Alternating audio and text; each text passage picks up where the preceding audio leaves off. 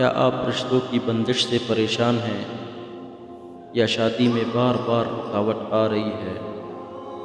آج کا یہ خاص قرآنی عمل انشاءاللہ تمام رکاوٹیں ختم کر دے گا۔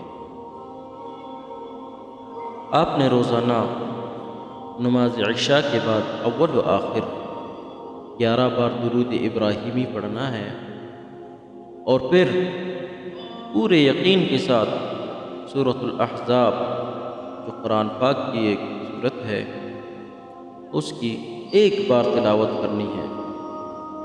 اگر وقت کم ہو تو چلتے پھرتے اللہ کا یہ نام یا لطیف یا ودود، یا لطیف یا ودود کثرت سے ورد کرے۔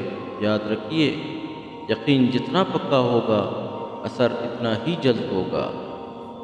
آج کی اس ویڈیو میں ہم شادی میں آنے والی ہر قسم کی رکاوٹ، بندش اور تاخیر کو دور کرنے کا ایک نہایت مجرب قرآنی عمل شیئر کر رہے ہیں۔ اگر آپ اچھے رشتے کے لیے پریشان ہیں تو سورۃ الاحزاب کا یہ وظیفہ آپ کی زندگی بدل سکتا ہے۔